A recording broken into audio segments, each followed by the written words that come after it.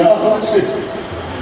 विभीषण बड़ा क्रोधित होते आया, मंत्री भी कुछ बिगड़ रहे हैं। हनुमान जी सोचा कुछ हो गया होगा। अब क्या हुआ ये अब भी समझने के लिए तैयार हनुमान जी नहीं। सोचा कि कुछ हुआ होगा। अब गड़क के जो विभीषण और जामवंत दोनों बोलने लगे हनुमान जी के ऊपर, तो भगवान के निकट से एक एक भक्त उठ के आना शुरू कर दिए। सभी आके हनुमान जी को घेरने लगे और जो भी भक्त आते हैं कहते बड़ा बेशकीमती माला था, ये बर्बाद कर दिया है फोड़ के हनुमान ने। अब हनुमान जी बेशकीमती सुन सुन के पागल होने पर लगे हुए, लेकिन बोलते कुछ नहीं, किसी को कोई उत्तर हनुमान जी नहीं दे रहे, सभी का सुन रहे हैं सिर्फ। जब सारे के सारे भक्त आके हनुमान जी को घेर ही लिया तो भगवान कहा कि जानकी एक बात कहूं, देख रहे ये सारे के सारे भक्त मेरे दरबार से उठ के जाके हनुमान को घेर लिया है। मैं अंधेरे में तीर चला दिया, शायद हनुमान ठिकाने तक पहुंचा दिया है उसे। जरा हमें भी उठ के यहां से वहां तक जाना चाहिए जानकी। अगर मैं उठ के नहीं जाता हूं तो भक्तों के हृदय में एक शंका हो सकता है कि हनुमान ने जो ये हरकत किया है इसमें प्रभु का भी कुछ इशारा होगा, मालिक को भी कुछ जानकारी होगा, तब तो मेरे मर्यादा पर कलंक ही लग जाएगा। और सिर्फ यहां से उठ के वहां तक चला जाऊंगा तो सारे भक्त समझ जाएंगे कि हनुमान जो भी कुछ किया है अपने मर्जी से, भगवान को कोई जानकारी नहीं है।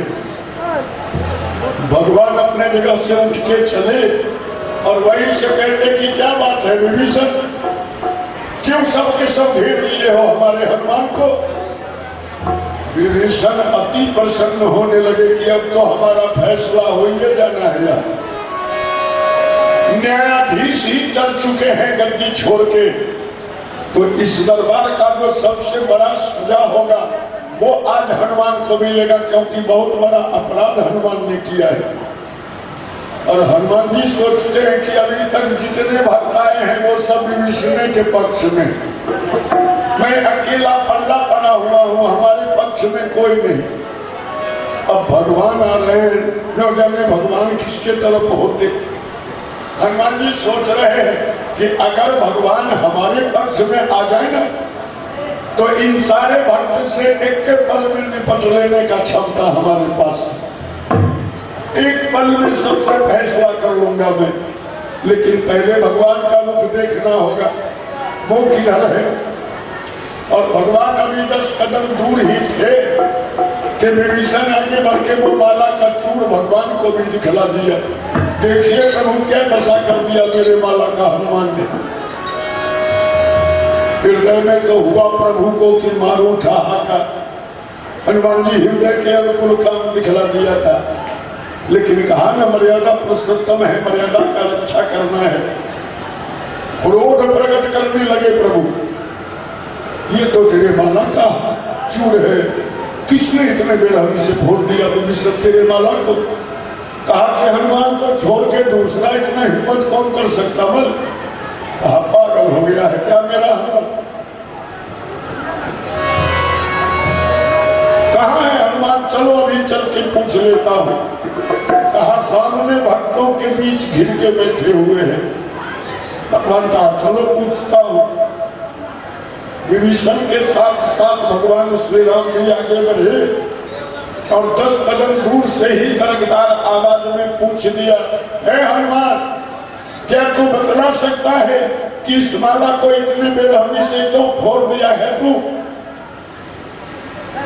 गरजदार आवाज में जो भगवान पूछे ना, हनुमान जी समझ गए कि भगवान भी विरोधी दल में है, हमारे पक्ष में कोई नहीं। अब ये सारे समस्या का समाधान हमको अकेले करना होगा। हनुमान जी अपने जगह पर ही ठेहुनिया मार दिया और दोनों हाथ जोड़ दिए। कहा कि प्रभु माला को मैंने फोड़ा है तो कारण बताने दूसरा कौन आए। कारण भी मैं ही बताऊंगा, लेकिन बाद में बताऊंगा। पहले जरा अपने भक्तों को हिदायत कीजिए प्रभु कि ये सारे भक्त हमको पागल करने पर उतारू है, पागल करने पर लगे हुए हैं। क्या हुआ हुआ? कहा ये लोग कहते हैं कि ये माला बड़ी कीमती, पर मेरे नजर में न खाक थी। विभीषण कहा कि सुनिए जामुन, आपके दरबार में चोरी और सीना चोरी दोनों चलता है।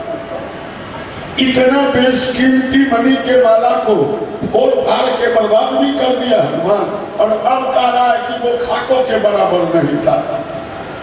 जब मत कहा कि विभीषण अब बोलना कुछ नहीं है, अब सिर्फ सुनना है।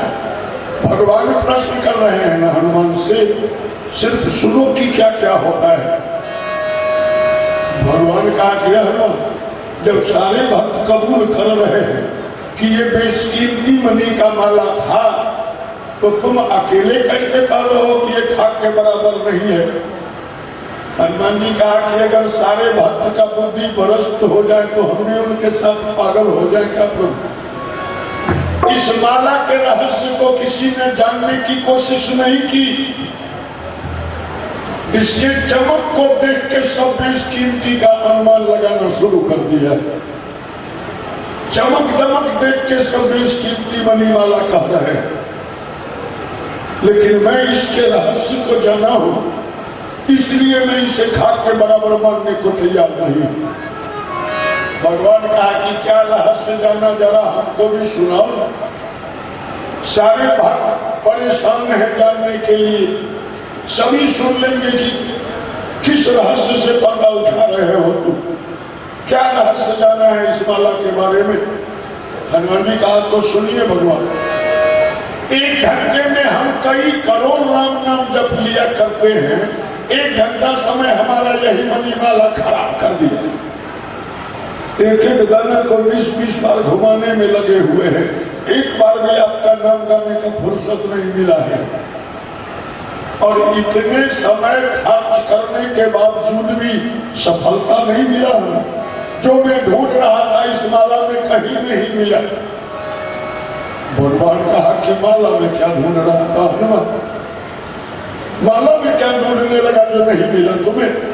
हनुमान जी कहा कि आप लोगों के कहने के मुताबिक ये बेशकीमती मणि का माला है ना, मैं संसार के एक एक खाक में ढूंढता हूं, हर जगह प्राप्त होता है हमें, लेकिन इस बेशकीमती मणि माला में नहीं मिला। भगवान कहा क्या नहीं मिला ये न सुना, छायावादी बात क्यों कर रहा है तू? हनुमान जी कहा कि सुनिए प्रभु, एक भी दाने में जब लिखा न सीताराम था, बोलिए बजरंग बली की। कहा कि अगर कहीं रा अक्षर हमें दिखलाई दे देता तो गले को कौन कहे, जीवन भर उस माला को मस्तक पर बैठा के रखता था। लेकिन एक भी दाने में जब लिखा न सीताराम था, तो आप कहते क्या हमारे पास उसका, आप कहते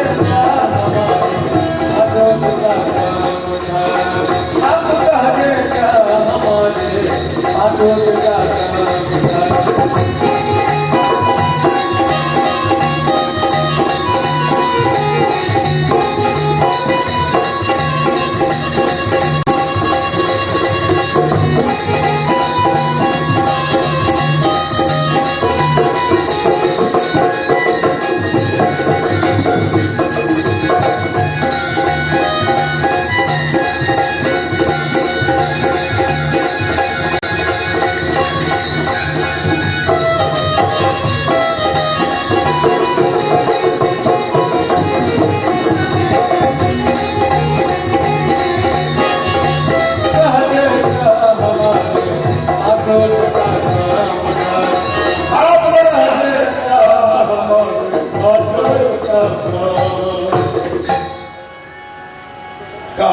प्रभु जिस मणिमाला पर नहीं लिखा हो सीताराम, तो उस मणिमाला से नहीं है बजरंगी को काम। कोई वस्तु कितना भी कीमती वस्तु हो, अगर उसमें मेरे प्रभु का नाम अंकित न हो तो ऐसे वस्तु को मेरे नजर के सामने कभी मत पड़ने दीजिए। हम तहस नहस करिए के छोड़ेंगे उसको। सारे भक्त सन्नाटे में आ गए न, सन्न रह गए सबके सब। हनुमान तो ठीक कह रहा है, चाहे कितना भी कीमती माला था, अगर उसमें राम नाम नहीं लिखा हुआ था तो विभीषण राम दरबार में लाया क्यों माला को? अच्छा किया कि फोड़ दिया है हनुमान ने। जितने भी पक्ष थे सब हनुमान जी के पक्ष में एक के पल में लौट गए। हनुमान जी का ही समर्थन करना शुरू कर दिया, लेकिन भगवान नहीं छोड़ा। भगवान सोचा कि सोना को जितनी तपाई जाती है उसमें उतनी लाली बढ़ती जाती, तो मैं भी हनुमान को जरा खुले देता हूँ, कहीं अपना असलियत प्रकट कर दे इन भक्तों के सामने। भगवान कहा कि तुम्हारा जवाब हमको ठीक नहीं लगा हनुमान। मैं पूछा कि माला को फोड़ क्यों दिया, तो तू कह रहे हो कि उसमें राम नाम नहीं लिखा हुआ था।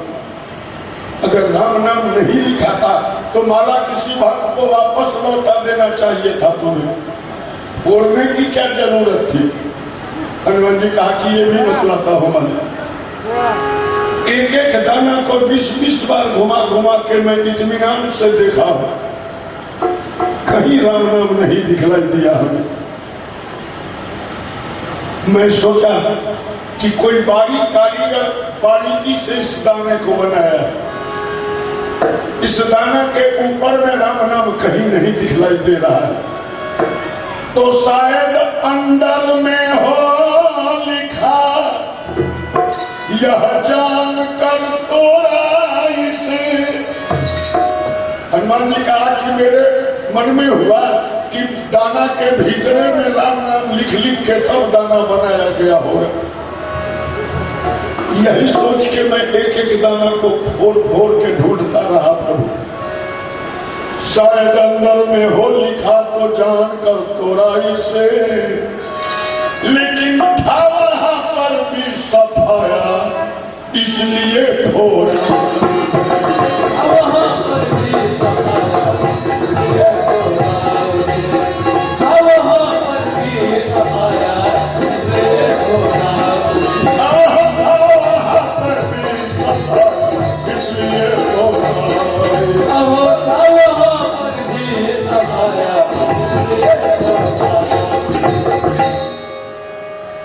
अब तो भगवान को भी मौन कर दिया, कोई प्रश्न हनुमान जी नहीं रहने दिए, शांत हो गए भगवान भी। लेकिन विभीषण को इतने ही में मौका हाथ लग गया। क्या कहा हनुमान? दाना के भीतर में राम नाम को ढूंढने लगे थे। कहा कि हाँ विभीषण, इसका मतलब है तुम्हारे शरीर के अंदर में भी राम है क्या? हनुमान जी कहा कि हाँ विभीषण, अगर इस शरीर के अंदर राम नहीं होते तो जो तेरे माला की दशा अभी हुआ है वही इस शरीर की दशा कब न हो गई होती। अभी तक जो इस शरीर को बरकरार दिख रहा है ना विभीषण, इसका यही कारण है कि मेरे हृदय के अंदर प्रभु का वास है। तू देखना चाहता है, मुझ में क्षमता है कि मैं प्रमाणित कर सकता हूं कि मेरे हृदय के अंदर प्रभु का वास है।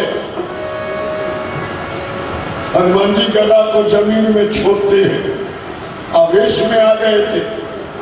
भगवान पीछे मुड़ के देखते कि हनुमान के निकट से भीड़ हटा या नहीं, तो भगवान देखा कि भीड़ तो उसी तरह बरकरार है और हनुमान बड़ा तेजी से गदा को जमीन पर छोड़ रहा है। कुछ कर बैठेगा क्या? वहीं से भगवान कहते हैं हनुमान क्या कर रहे हो? तब तक कहिए दीवाना रुकने वाला 10 अंगुलियां हृदय में नहीं दिया, इतना कहकर चीर डाला अब वो सीना बेखतर और बोले राम का दर्शन करो तुम्हारा।